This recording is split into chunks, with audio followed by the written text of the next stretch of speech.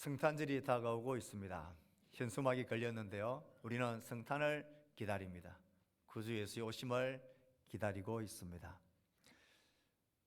우리의 삶의 상황들이 너무 혼란스럽습니다. 특별히 정치적으로 너무 혼란스럽고 이게 뭔 일인가 싶은 그런 상황들이 연일 계속되어져 가고 있습니다.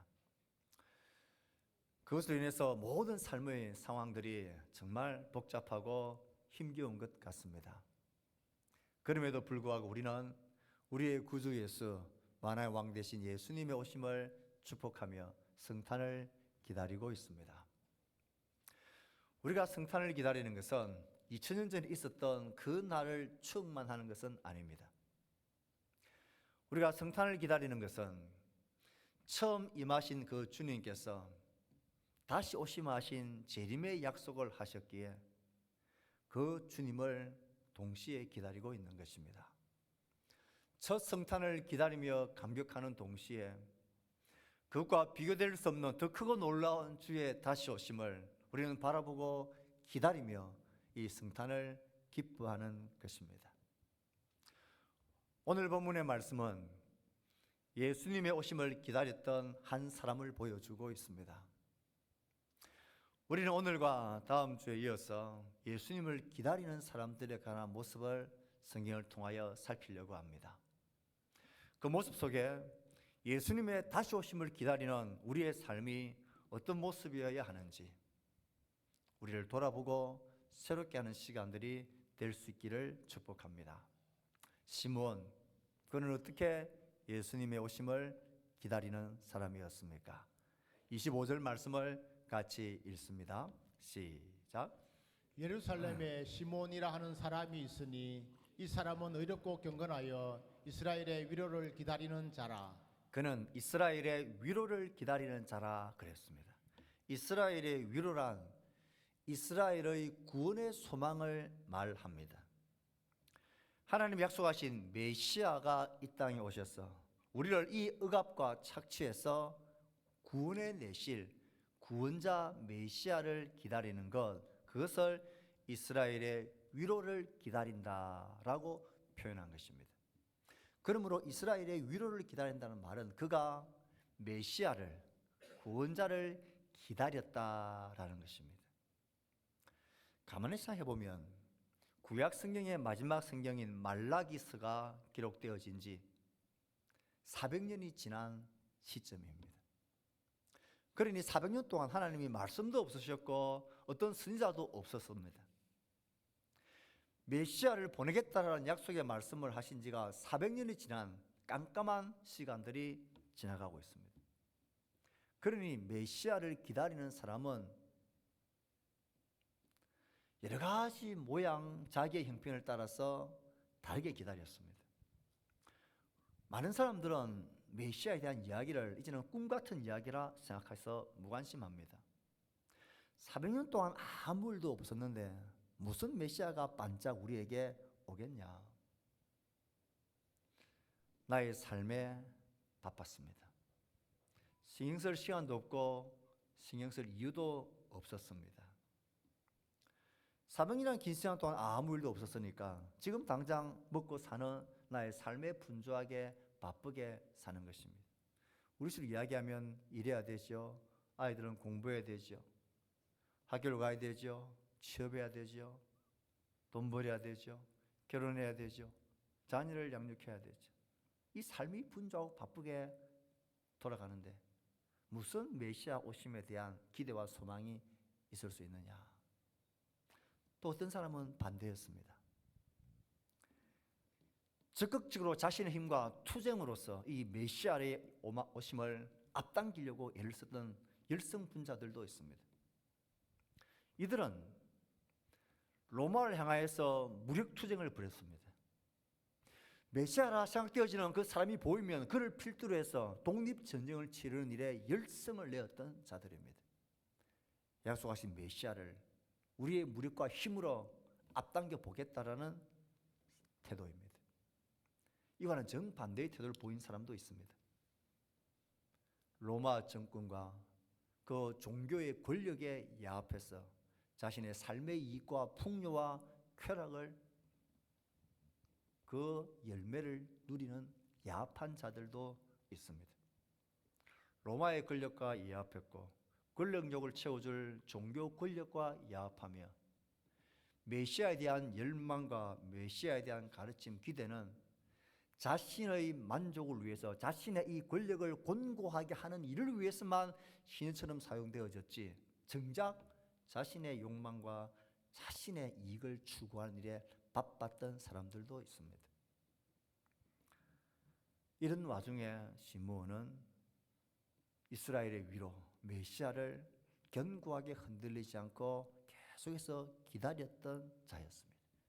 이 소망과 기대를 포기하지 않았던 것입니다. 그가 어떤 태도와 삶의 모습으로 이 메시아를 기다렸다라고 성경은 말합니까? 25절을 다시 한번 가만히 보십시오.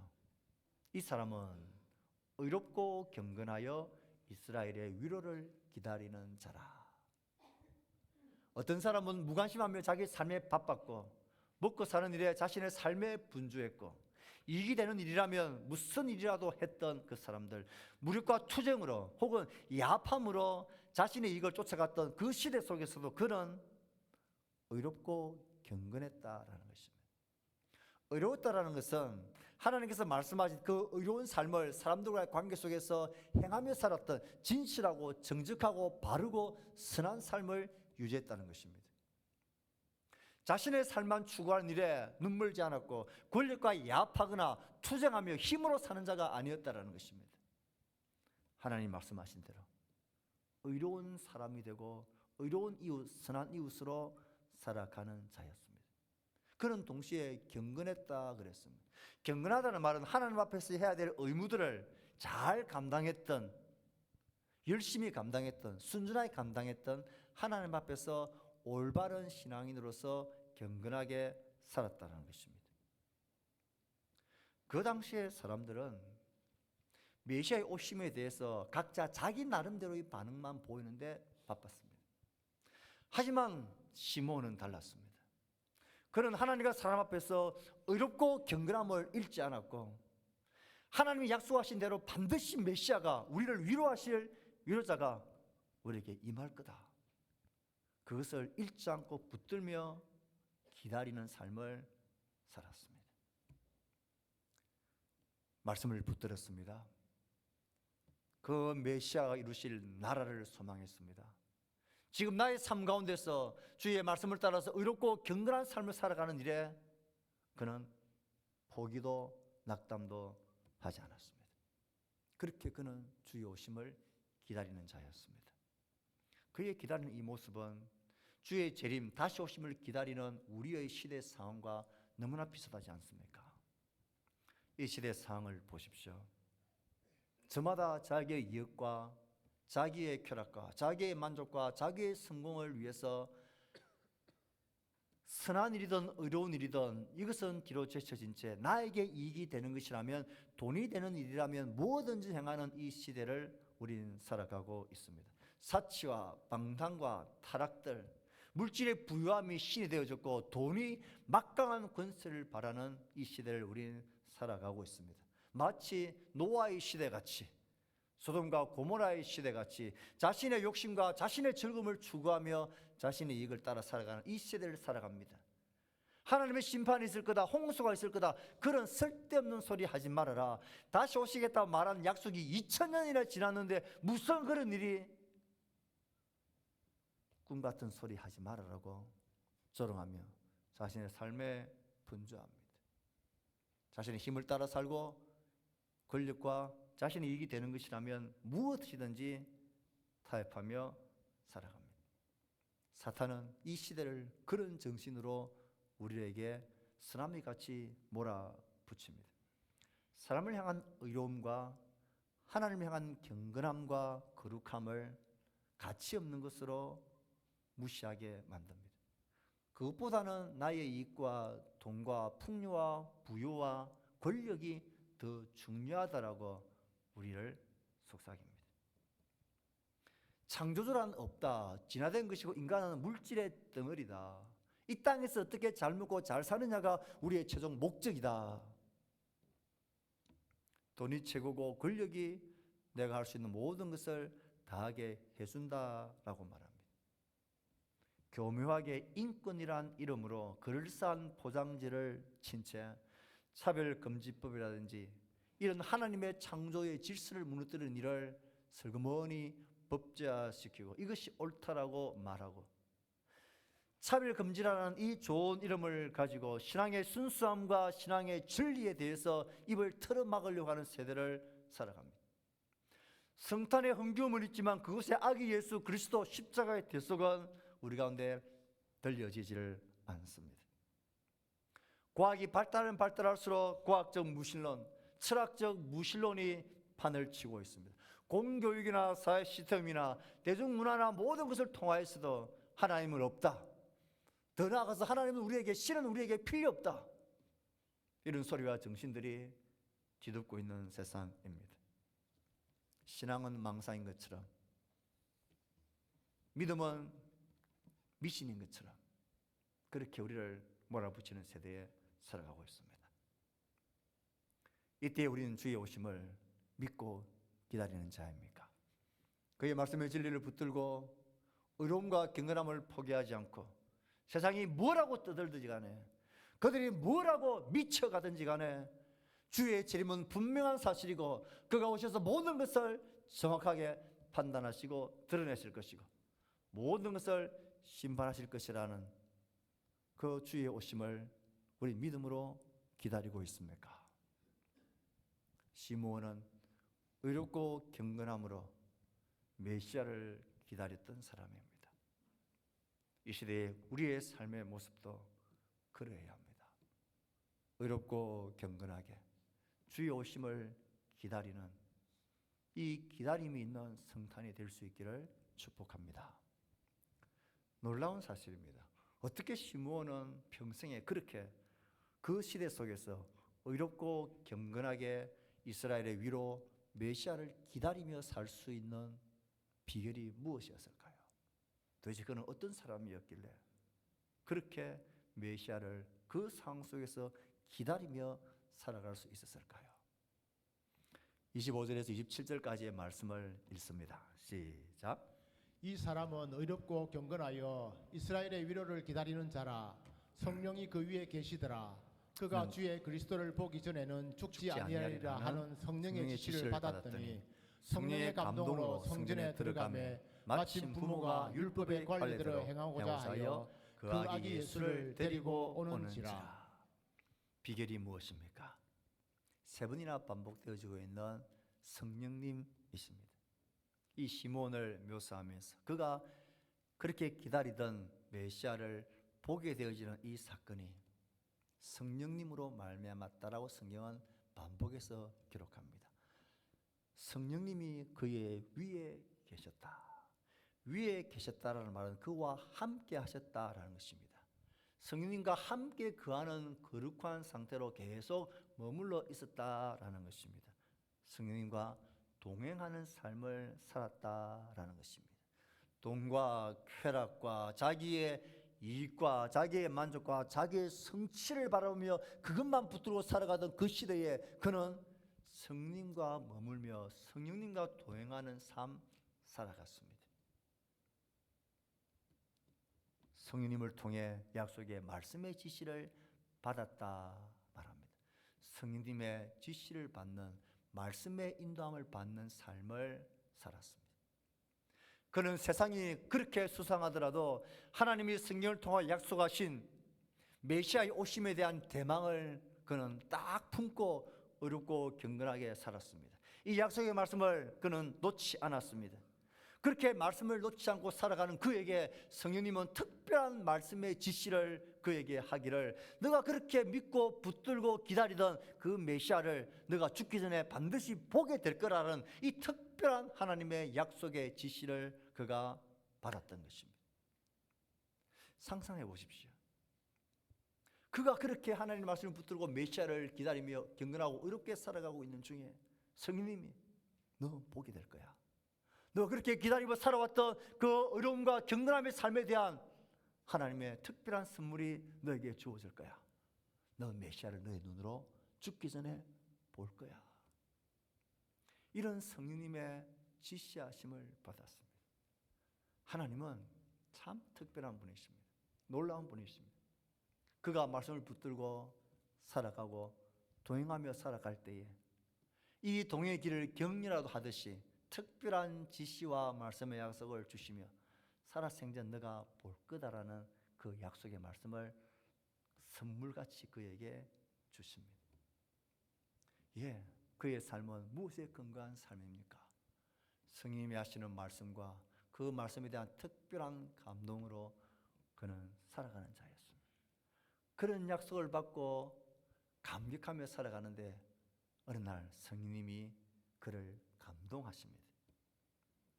성령님이 그를 감동하셔서 실제로 그 예수님을 만나게 해 주시는 사건을 성경은 기록합니다.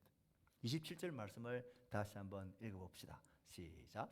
성령의 감동으로 성전에 들어가며 마침 부모가 율법의 관례대로 행하고자 하여 그 아기 예수를 데리고 오는지라. 성령이 그 위에 늘 머물며 성령과 동행했던 그 사람, 약속의 말씀을 믿고 사는 자에게 특별한 약속의 말씀의 지시를 그에게 주셨던 성령님께서 이제는 그 약속을 성령의 특별한 감동하심으로 그 일을 실제가 되게 하십니다. 성령이 감동하셨다는 말은 그렇게 하루하루 기다리며 살아가는 그에게 어느 날은 달랐습니다. 어느 날은 특별하고 구체적인 감동하심이 그에게 있는데 마침 바로 그때에, 그리고 그때에, 이건 그냥 우연히 만나신 게 아니라 성령님이 감동하심으로 바로 그때에 이 시몬과 아기 예수님을 안고 오는 부모가 성전에서 딱 맞닥뜨리게 한 것입니다. 그 감동하심이 얼마나 구체적이고 놀라웠던지 이 시몬은 그를 보자마자 그가 내가 기다리던 위로자라는 것을 알았습니다. 야, 놀라운 말씀입니다. 그 당시에 성전은 우리 교회당 같이 이렇게 작아서 들어오면 하늘이 다 보이고 만나는 그런 것이 아니죠. 문도 여러 곳이고 꽤 넓기도 하고, 그리고 성전에 들어가는 시간이 딱 정해져 있는 것도 아니고, 그러니 성령이 그날 특별히 감동하셨다는 것은 시몬의 마음을 감동하실 때에 오늘 몇 시에 어느 방향으로 어디에 어느 문을 통하여 성전에 가 있을 건지, 그리고 아기 예수님을 아는 그 부모의 그 걸음과 시간과 방문의 날짜와 시간과 방향과 걸음들을 성령님이 특별하게 감동하셨다는 것입니다. 우리의 걸음과 생각과 시간들까지도, 만남까지도 성령님은 그를 감동해 주셨습니다. 이 성령의 감동하심이 오늘 우리가 이 혼탁한 세상 속에서 뚜렷하게 우리의 길을 잊지 않고 다시 오실 메시아 예수 그리스도의 그 약속의 말씀을 붙들고 오늘을 살게 하는 힘입니다. 우리가 그 약속의 말씀을 붙들고 살아갈 때에 성령님은 그때마다 특별한 깨달음과 특별한 감동하심과 지시와 믿음들 우리에게 허락하시며 우리의 길을 이끄시고 인도해 주십니다. 시몬이 그렇게 살 수 있었던 것은 성령님의 감동하심과 인도하심과 충만하심의 결과였습니다. 우리에게도 똑같은 원리가 적용되어집니다. 예수 그리스도는 우리에게 약속하셨습니다. 내가 너희를 고와 같이 버리지 아니할 것이다. 내가 너희에게 와서 영원토록 너희와 함께 있을 것이다. 그 성령님이 우리 안에, 우리 위에 영원토록 지금도 거하십니다. 성령님은 우리 가운데서 무슨 일을 하십니까? 하나님의 말씀을 깨닫게 만들고 믿게 만들고 그 말씀을 따라 살아갈 수 있는 용기를 주십니다. 그렇게 걸음을 살다 보면 그 말씀이 어느 날 어떤 사건에는 아주 특별한 감동으로 우리 걸음을 이끌어 주십니다. 지금도 성령님 우리 가운데 그런 일을 하십니다. 우리 마음의 주님 오심에 대한 우리의 기대가 얕아지고 우리의 마음이 식어질 때 여러분 성경을 펴십시오. 그 말씀을 보십시오. 성령님의 감동하심으로 기록된 이 말씀이 어떻게 우리의 마음을 사로잡고 우리의 마음에 믿음을 일으키는지를 경험하시고 그 믿음을 달라고 우리 성령님께 간구하고 구해야 합니다. 그래야 그 말씀이 나에게 실제가 되고 나의 마음과 나의 걸음과 나의 생각들, 나의 시간들을 바꾸고 변화시키는 능력이 되는 것입니다. 예수님은 성령의 감동으로 기록되어진 성경을 통하여 우리에게 이렇게 분명히 약속하셨습니다. 갈릴리 사람들아, 어찌하여 서서 하늘을 쳐다보느냐? 너희 가운데서 하늘로 올리우신 이 예수는 하늘로 가심을 본 그대로 오시리라. 주를 향하여 이 소망을 가진 자마다 그의 깨끗함과 같이 자기를 깨끗하게 하느니라. 너희는 길이 참고 마음을 굳게 하라. 주의 강림이 가까우시니라. 잠시 잠깐 후면 오실 리가 오시리니 지체하지 아니하시리라. 이것들을 전가하신 이가 가라사대 내가 진실로 속히 오리라 하시거늘 아멘. 주 예수여 오시옵소서. 지체하지 아니하리라고 하신 주님, 잠시 잠깐 후면 오실 리가 오시리라고 하신 주님, 그렇게 말씀하신 지가 2025년째입니다. 그렇다면 우리의 마음은 어느 쪽으로 기울어져야 할까요? 2020년이 지났는데 그 일이 어디에 있나? 이렇게 기울어져야 할까요? 와, 정말 잠시 잠깐이구나. 잠시 잠깐이라고 말씀하신 지가 2000년이 지났다면 오늘 당장 오시더라도 하나도 이상한 게 아닌 그런 기다림과 그런 소망이 우리 속에 있어야 되는 것, 그게 우리의 믿음 아닐까요? 사랑하는 성도 여러분, 우리의 삶이 곤고할 수 있습니다. 우리의 병든과 우리의 장애와 힘경 때문에 우리가 힘이 잃을 수 있습니다. 마음이 무너질 수 있습니다. 내가 감당하지 못할 사건과 어려움과 고통과 실패로 인해서 주저앉을 수 있습니다. 내게 주어진 이 무거운 짐을 어떻게 내가 끝까지 지고 갈 수 있을까? 남겨있는 나의 자녀들의 삶은 과연 어떻게 될까? 온갖 두려움과 불안이 우리 가운데 있을 수 있습니다. 오늘의 일의 실패와 내일에 대한 두려움들이 우리를 휩싸일 수 있습니다. 그럼에도 불구하고 성령님은 우리 가운데 말씀하십니다. 잠시 잠깐 후면 오실 리가 오실 거다. 견고하여 흔들리지 말고 의롭고 선한 자로 믿음 위에 서라고 우리에게 말씀하십니다. 이 믿음이 우리 가운데 실제가 되기를 축복합니다. 주의 오심이, 오늘 밤에 주님이 우리 가운데 오시더라도 아멘. 주 예수여 오시옵소서. 그를 기다리는 이 기다림의 신앙이 우리 가운데 회복되기를 축복합니다. 주의 초림과 성탄을 기다리는 우리의 고백은 주의 다시 오심이 있기 때문입니다. 주의 다시 오심의 약속이 없다면 우리가 왜 그의 주의 초림과 성탄을 기뻐해야 될 이유가 어디에 있습니까? 그때 주님이 오셨던 그 주님은 반드시 어느 날 우리의 마음을 감동하시사 다시 오실 주님을 보게 할 것입니다. 이 기다림이 우리 가운데 실제가 되기를, 정말 이 믿음이 우리 가운데 실제가 되기를, 정말 예수 그리스도의 오심이 나의 삶이 되기를 주의 이름으로 축복합니다. 이 고백을 한 시므온, 그는 그 아기를 자기의 품에 안고 28절에 보면 하나님을 찬송하여 이르기를, 그런 하나님을 찬송합니다. 이 찬송의 고백인 29절부터 32절까지는 시므온의 고별의 노래라고 별칭이 붙어 있습니다. 고별의 노래라는 말은 이제 그가 나이가 많아 평생을 기다리며 살았던 그 구원자를 그의 눈으로 보았기에 이제 나는 죽어도 여한이 없다. 그가 남기는 이 찬양과 고백은 그의 유언의 고백인 것입니다. 그는 이 실제를 보기 위하여 약속하신 말씀을 붙들고 의롭고 경건하게 위로를 기다리며 한눈 팔지 않고 살아왔습니다. 사람들이 비웃음도 당했겠죠. 무슨 재미로 사느냐고, 그게 진짜라고 너 믿느냐고, 말도 안 되는 소리 하지 마라고. 이 모든 소리를 뒤로하고 그는 견실하고 굳게 이 아기 예수 메시아를 기다리며 살았고, 그를 보는 순간 그는 마지막 유언같이 하나님을 찬양합니다.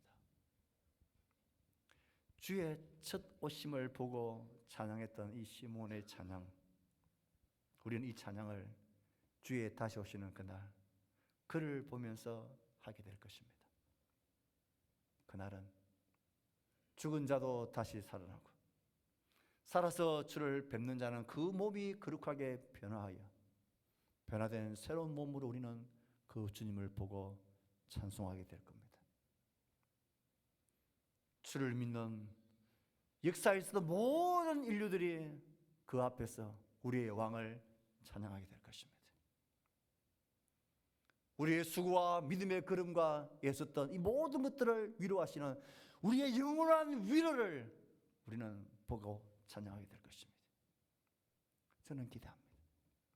그 자리에 우리가 앞서갔던 우리의 믿음의 선배들, 우리와 함께 신앙생활했던 우리의 동료들, 지금 이 자리에 함께 예배드리는 우리의 지체들, 우리의 남은 후손과 그 후손들이 다 한 자리에서 변화되어진 몸으로 그 아버지의 영광을 찬송하게 될 날이 있을 것입니다. 이렇게 살기를 너무나 잘했다고, 이렇게 의롭고 경건하게 믿음의 길을 포기하지 않고 살기를 너무나 잘했다고, 이 땅이 전부라고 믿지 않고 영원한 세계의 실제를 믿고 살며 우리의 왕을 기다리며 살아온 것이 너무나 잘했다고 우리는 그를 찬송하게 될 것이고 기뻐하게 될 것입니다. 그날 우리 함께 주님을 기뻐합시다. 그날에 우리 함께 하나님을 즐거워하며 찬송합시다. 그 기쁨과 감격의 찬양의 자리에 우리 모두가 함께 있게 되기를 진심으로 소원합니다. 그는 하나님을 찬양하며 이 아기 예수님이 어떤 메시아인지를 그는 증거하고 고백합니다. 그는 말합니다. 내 눈이 주의 구원을 보았사오니, 와, 이게 이스라엘의 위로다. 하나님의 구원이 바로 이 아기다. 하나님의 구원이 이 예수 그리스도 이 아기 안에 있다는 것을 그는 고백합니다. 31절에는 그 구원은 만민 앞에 예배하신 분이다. 모든 사람들을 향한 누구에게나 열려져 있는 이 구원의 빛이 바로 이분이다. 이방인의 빛이라고, 이방을 비추는 빛이라고 말합니다. 주의 백성 이스라엘의 영광이라고 말합니다. 이건 시몬 같은 나 유대인뿐만 아니라 그 빛이 필요한 자, 만방의 모든 영광을 비추는 빛, 이방인을 비추는 빛이다. 이것이 유일한 빛이고 유일한 구원이고 유일한 하나님의 위로다라고 그는 고백을 합니다. 하나님 보내신 유일한 구원자 되신 예수 그리스도, 그 메시아를 그는 증거합니다. 그리고 이 소리를 듣고 놀라는 그 부모들에게 시몬은 마지막에 이 예수 그리스도가 이 놀라운 구원과 이방과 만민을 비추는 생명의 빛을 어떤 모습과 어떤 방법으로 이를 이루실지에 대해서 그는 이야기합니다. 34절 35절 말씀을 같이 읽습니다. 시작. 보라, 이는 이스라엘 중 많은 사람을 패하거나 흥하게 하며 비방을 받는 표적이 되기 위하여 시험을 받았고 또 칼이 내 마음을 찌르듯 하리니 이는 여러 사람의 마음의 생각을 드러내려 함이니라 하더라. 그는 어떤 구원자이십니까? 그는 심판하시는 구원자이십니다. 어떤 사람은 그 메시아이신 예수 그리스도 앞에서 패하게 될 것이고 어떤 사람은 흥하게 될 것입니다. 이 심판자를 믿고 기다리고 그 앞에 서는 자들은 흥하게 될 것입니다. 그의 삶이 어떤 상태이든지 그 삶은 역전되어질 것이고 그는 흥한 자, 생명을 얻는 자가 될 것입니다. 하지만 이 빛으로 오신 예수 그리스도, 구원으로 오신 그를 부인하고 거부하는 자는 그가 어떤 권력과 위치와 능력 가운데 있어도 그는 패하게 될 것입니다. 그는 심판하고 구원하실 것입니다. 그는 이 심판과 구원의 길을 이루시기 위해서 그는 비방을 받는 표적이 될 것입니다.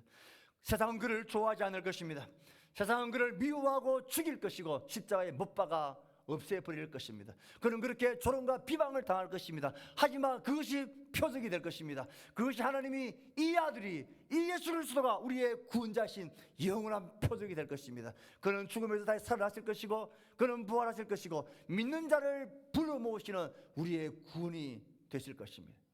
그는 또한 사람의 숨은 모든 마음의 본질과 생각들을 완전히 드러내실 것입니다. 그때는 모든 것이 드러날 것입니다.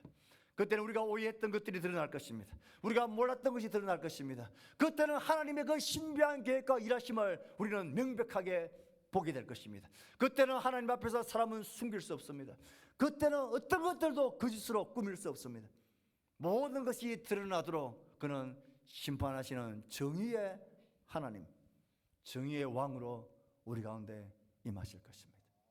시몬을 보십시오. 그는 의롭고 경건하여 이스라엘의 위로를 기다렸습니다. 성령이 함께 하심과 성령의 지시와 감동하심으로 그는 이런 삶을 살아냈습니다.